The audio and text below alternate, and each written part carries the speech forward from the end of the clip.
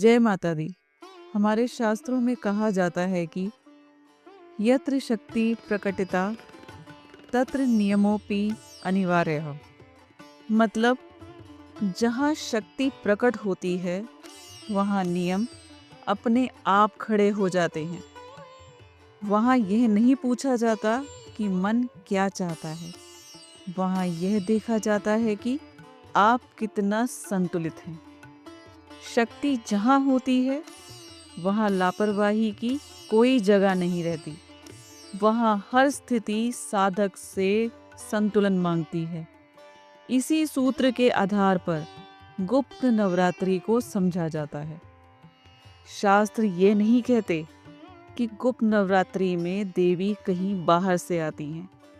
शास्त्र बहुत स्पष्ट रूप से यह सिखाते हैं कि इन दिनों देवी तत्व पहले से विद्यमान चेतना में और अधिक सक्रिय हो जाता है। इसीलिए शास्त्र इसे सामान्य उपासना का समय नहीं कहते। इसे कहा गया है कि ऊर्जा के सक्रिय होने का काल। वेदों में देवी को सिर्फ किसी रूप तक सीमित नहीं किया गया। वेद देवी को एक सिद्धांत मानते हैं, एक मूल शक्ति मानते हैं। शक्तिर ही मूलम सर्वस्य, शक्ति ही समस्त सृष्टि का आधार है। गुप्त नवरात्रि उसी मूल शक्ति के सूक्ष्म स्तर पर जागने का समय है। इन दिनों बाहरी क्रियाएं अल्प हो जाती हैं। सबसे अधिक महत्व आपकी आंतरिक स्थिति को दिया जाता है। इसी कारण शास्त्र यह भी स्पष्ट करते हैं कि यहाँ देवी भावनाओं के उतार चढ़ाव से नहीं बल्कि चेतना की स्थिति से प्रतिक्रिया देती हैं। और अब यहीं से इस विषय का वास्तविक अर्थ प्रकट होता है। गुप्त नवरात्रि यह वह काल है जहाँ प्रश्न यह नहीं होता कि आप क्या कर रहे हैं, बल्कि यह होता है कि आप किस अवस्था में हैं। और इसी समझ के बिना यदि गुप्त नवरात्रि को केवल साधारण पर्व मान लिया जाए तो वही शक्ति कृपा के स्थान पर असंतुलन का कारण भी बन सकती है। ये 10 महाविद्याओं की गुप्त नवरात्रि है। 10 महाविद्याएं कौन है? ये चेतना की बहुत गहरी और तीव्र अवस्थाएं हैं। और जब ऐसी शक्तियां सक्रिय होती हैं तो साधक का हर कदम बहुत मायने रखता है। इसीलिए यह सवाल बहुत ज़रूरी हो जाता है, क्या इन दिनों में देवी की कृपा मिलेगी या परेशानी बढ़ेगी? और मैं आपको बहुत साफ शब्दों में समझा रही हूँ, यह पूरी तरह आपके आचरण पर निर्भर करता है।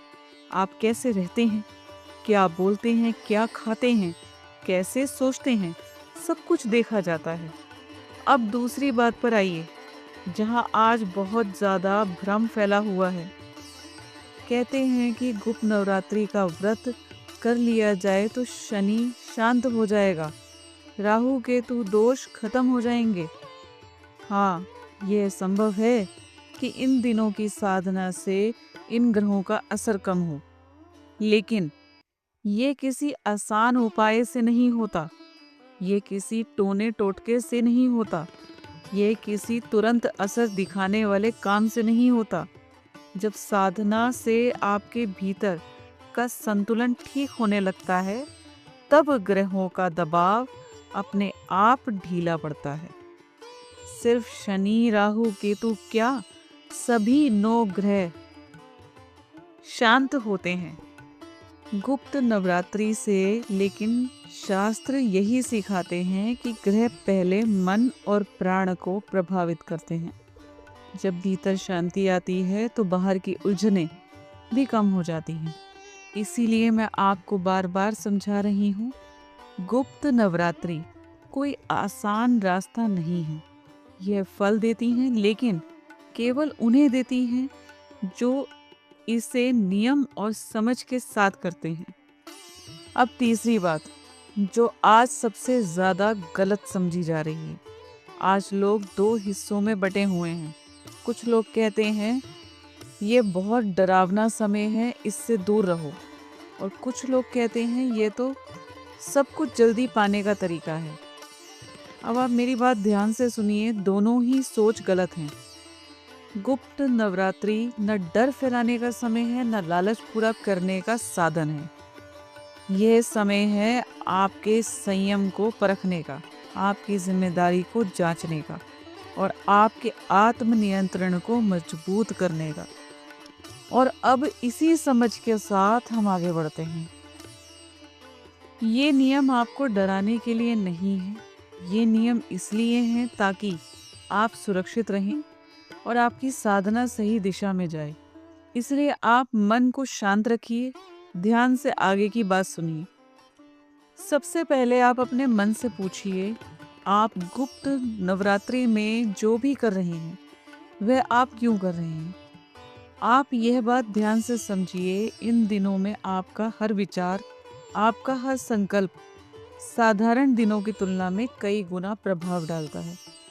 अगर आपका संकल्प साफ है, अगर आपकी नीयत सही है, तो वही संकल्प आपकी रक्षा करता है। लेकिन अगर मन में लालच है, दूसरों को पछाड़ने की सोच है या गलत उद्देश्य है, तो वही संकल्प भीतर अशांति पैदा करता है। यहाँ देवी आपके बोले हुए शब्द नहीं देखती, देवी यह देखती हैं कि आपके भीतर सच में क्या चल रहा है। इसीलिए मैं आपको सिखा रही हूँ, गुप्त नवरात्रि में सबसे पहले आपका उद्देश्य साफ होना चाहिए। अब इस बात को बहुत ध्यान से समझिए, यह समय ज़्यादा बोलने का नहीं है, यह समय अपने भीतर उतरने का है। आज क्या हो रहा है, लोग साधना भी करते हैं और साथ साथ सबको बताते भी करते हैं। कोई चर्चा करता है, कोई दिखावा करता है। मैं आपको साफ शब्दों में समझा रही हूँ, अनावश्यक बातचीत और साधना का प्रदर्शन दोनों ही आपकी ऊर्जा को कमजोर करते हैं। शास्त्रों में कहा गया है कि मौन सबसे बड़ा ऊर्जा बचाने का साधन है। इसलिए आप जितना कम बोलेंगे, जितना अपने भीतर रहेंगे, उतनी ही आपकी साधना सुरक्षित रहेगी। अब यहाँ एक बहुत ज़रूरी बात समझिए, गुप्त नवरात्रि में जो ऊर्जा जागृत होती है वह चारों दिशाओं में फैलती है। अगर साधक का मन और चेतना संतुलित नहीं है तो वही ऊर्जा उसी साधक पर असर डाल सकती है। इसीलिए गुप्त नवरात्रि में सावधानी कोई डर नहीं है, बल्कि समझदारी है। अब अक्सर लोग पूछते हैं इन दिनों क्या खाना चाहिए। अगर आपके विचार भारी हैं, आपकी दृष्टि असंयमित है, आपके भाव बिगड़े हुए हैं, तो ये सब मिलकर ऊर्जा में असंतुलन पैदा करते हैं। इसलिए गुप्त नवरात्रि में सिर्फ भोजन नहीं, आपकी आंखें, आपके विचार, आपके भाव सब संयम में होने चाहिए। अब इस नियम को बहुत ध्यान से सुनिए। गुप्त नवरात्रि में अनियमितता सबसे बड़ी कमी मानी गई है। अगर आपने साधना शुरू की और बीच में छोड़ दी, तो यह ऐसे है जैसे आप अधूरी ऊर्जा को खुला छोड़ देते हैं। उसका प्रभाव ऐसे हो सकता है जैसे ग्रहण का प्रभाव होता है, अधूरा, भारी और उलझाने वाला। अब यह नियम बहुत सूक्ष्म है। अगर आप डर के कारण साधना कर रहे हैं तो आपकी साधना स्थिर नहीं रह पाएगी, और अगर आप अहंकार में आकर साधना कर रहे हैं तो वही साधना उल्टी दिशा में काम करने लगती है। देवी का तत्व न डर को स्वीकार करता है, न अहंकार को। अब आखिरी नियम, लेकिन सबसे गहरा नियम, गुप्त नवरात्रि में सिर्फ जानकारी होना काफी नहीं है, यहाँ अनुशासन ज्यादा जरूरी होता है। अगर बिना मार्गदर्शन के कोई साधना करता है तो वह दिशा भटक सकती है। अगर कभी देवी ऊर्जा का असंतुलन हो जाए तो इसका मतलब यह नहीं है कि देवी क्रोधित हो गई हैं। इसका मतलब बस इतना होता है कि साधक की तैयारी अधूरी है। इसके कुछ संकेत हो सकते हैं: मन का अस्थिर होना, बिना कारण डर लगना, नींद में परेशानी होना, फैसले लेने में कठिनाई, भावनाओं का ज्यादा बढ़ जाना। शास्त्र साफ कहते हैं देवी का तत्व कभी नुकसान नहीं करता, लेकिन अगर साधक संयम में ना रहे तो वह खुद को नुकसान पहुंचा सकता है। इसीलिए मैं आपसे यही कह रही हूँ, गुप्त नवरात्रि में ज्ञान से ज्यादा जरूरी है समझ, संयम और मर्यादा। आप इन्हें संभाल कर चलेंगे तो यही समय आपको ऊपर उठाने वाला बनेगा। मैं आप सभी से यही कामना करती हूँ, आपका मन शांत रहे, आपकी ऊर्जा संतुलित रहे और आपके जीवन में स्थायी संतुलन और उन्नति हो। जय माता दी।